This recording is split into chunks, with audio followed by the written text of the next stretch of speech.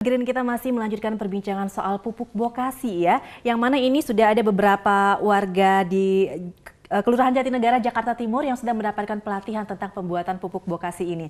Nah, kita masih berbincang ini, kita lanjutkan kembali, tapi sudah ada penelpon, kita angkat dulu. Halo, selamat siang.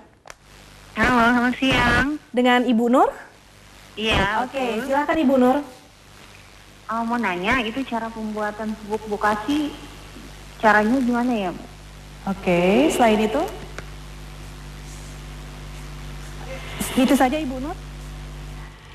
Ya, seperti tadi kita sudah jelaskan, mungkin Ibu Nur belum mendengar ya. Silakan mungkin diulangi lagi. Oke, mungkin saya mau jelasin sedikit aja. Jadi Bu Nur, jadi sampahnya itu sampah-sampah organik ya, harus dipilah sampah-sampah organik, sampah selain plastik dan logam ya, Bu Nur. Sampahnya dipilah, termasuk juga kertas juga bisa. Jadi kita bentuk segi empat, medianya bisa macam-macam, bisa tanah liat, bisa di dalam tong, bisa di dalam kardus atau kotak, tapi kardusnya harus dibolongin atau tongnya itu harus ada bolongannya, atau pakai plastik hitam dibolongin di bawahnya ya, biar airnya bisa keluar.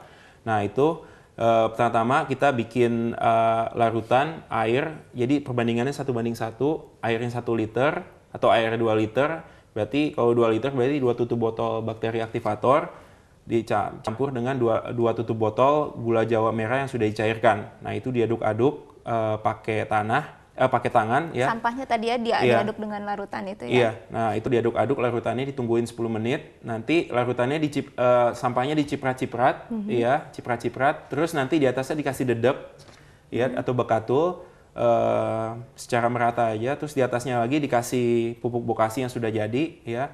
Terus ditambah sampah lagi di atasnya, tambah sampah lagi, semakin banyak sampah semakin baik, terus diulangi lagi, diciprat-ciprat dengan air, terus dicampur dengan dedek di atasnya, terus dikasih pupuk bokasi yang sudah jadi, terus ditiban lagi dengan sampah, terus sampai 3 meter kalau perlu. Iya. Oke, nah ini mungkin kalau misalnya sahabat Green agak ribet mungkin ya mendengarkannya, mungkin bisa langsung ada link atau alamat website-nya ini. Ada, website-nya itu di www.benih.org. Ya, atau di Facebook fanpage itu bisa dicari lah Yayasan Benih. Ada keterangan cara membuat pupuk ya, bokasinya ya? Ada keterangan cara membuat, ada infografiknya di dalam websitenya juga ada ya. Dan kalau mau follow Twitternya juga ada Benih 409. Oke, ini juga sekaligus menjawab pertanyaan dari Ferdi di Matraman melalui line SMS. Ini juga ada Erna di Cempaka Putih, katanya bagaimana cara membuat pupuk organik rumahan yang tidak berbau? Yang tidak mungkin berbau selain ya. pupuk bokasi ini juga bau, ya, atau? jadi ya ini menarik ya, karena biasanya kan proses pembusukan itu kan terjadi pada minggu pertama dan minggu kedua ya. Jadi yang namanya proses pembusukan pasti akan mengeluarkan bau. Tapi mengeluarkan bau itu bisa makanya kita memakai campuran gula jawa merah yang sudah dicairkan. Karena itu fungsinya untuk menyerap bau.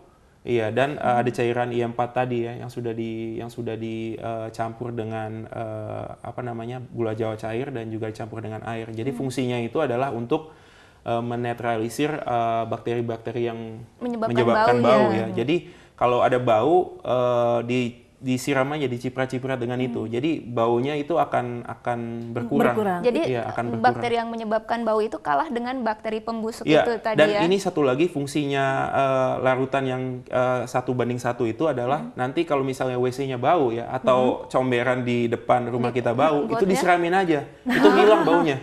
Jadi bakterinya kalah ya yang bakteri, bau itu. Karena bakteri bau akan kalah dengan bakteri yang kita buat tadi. Nah ini tapi kan tadi disebutkan harus pakai pupuk bokasi juga untuk starternya. Iya, Nah kalau orang yang belum buat kan belum ada pupuk.